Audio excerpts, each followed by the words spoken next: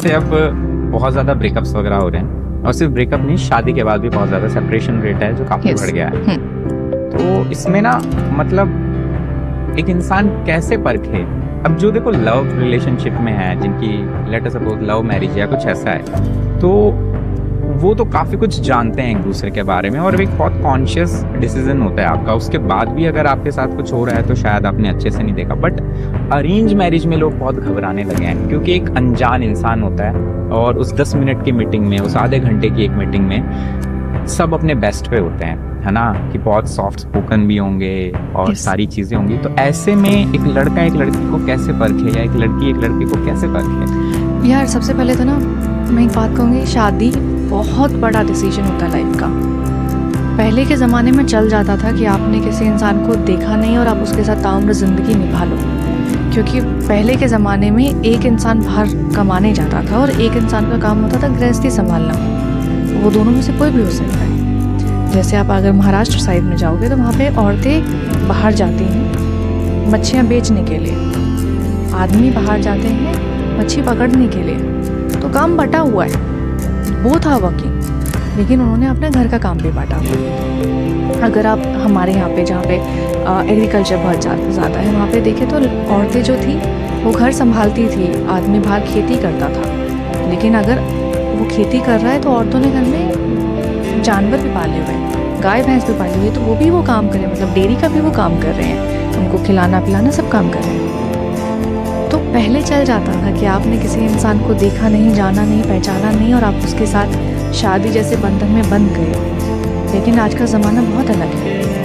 आपको देखना पड़ेगा कि आप उन इंसान के साथ अपनी पूरी ज़िंदगी, आप अपना बुढ़ापा जी सकते हो या नहीं जी सकते हो।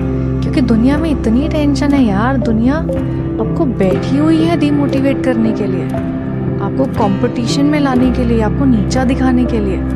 और अगर उस टेंशन में जहाँ पे दुनिया आपको लगी पड़ी है एक रेस में हराने के लिए, अगर घर में कंपटीशन और रेस लग जाती है ना, तो बहुत बुरा होता है। तो जानो पहले, अगर अरेंज मैरिज है चाहे लव मैरिज है, दोनों ही केसेस में उस इंसान से पहले बातें करो। उस इंसान से वो बातें करो जो आप एक्सपेक्ट नहीं करते।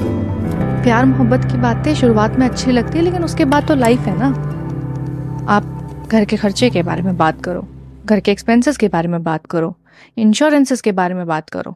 माँ बाप को देखा है ना करते हुए, बिल्स भरते हुए, उसके बारे में बात करो। काम बांटो कि कौन क्या करेगा। शादी से पहले जब हनीमून डिस्कस हो सकता है, तो ये भी तो डिस्कस हो सकता है ना कि घर की जो चीज़ें हैं, घर की जो रिस्पॉन्सिबिलिटीज़ है, वो कौन निभाएगा, पेपर वर्क कौन देखेगा, और फाइनेंशियल स्टेटमेंट्स कौन देखेगा। इस बारे में डिस्कशन हो सकता है ना। आपको उस इंसान की ओपिनियन और पर्सपेक्टिव दोनों देखने चाहिए। वो इंसान जब आपके साथ एक कमरे के अंदर है तब वो कैसा है, वो ऑब्वियसली बहुत अच्छा होगा।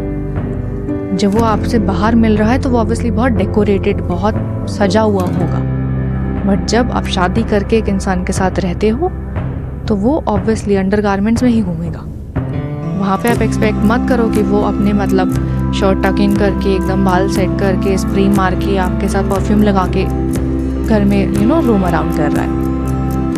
देखो क्या क्या झेल सकते हो और क्या नहीं झेल सकते हो। There are certain people in life जिनको होता है कि यार मेरे को एकदम OCD है, मैं नहीं देख सकता हूँ अनऑर्गेनाइज चीज़ें। And it can be possible कि दूसरा पार्टनर जो है बहुत अनऑर्गेनाइज्ड हो, तो बात करो ना उस बारे में।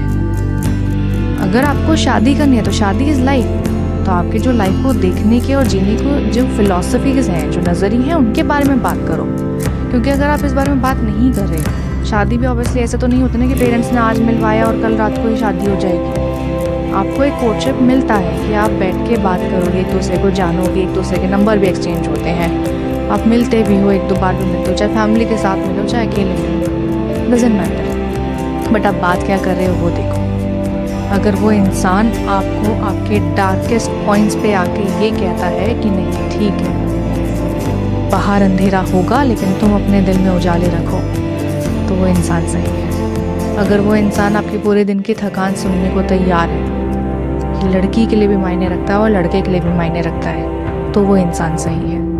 लड़कियां चाहती हैं कि वो सुने आदमी की आज ये हुआ आज वो हुआ, क्योंकि लड़कियां बहुत ओवर एक्सप्रेसिव होती हैं। लड़कियों का काम सिर्फ ज़बान से चलता है, उनके सारे इमोशंस उनकी बॉडी से वर्ड्स के थ्रू फ्लो होती हैं। आदमी वक्त के थ्रू फ्लो करता है।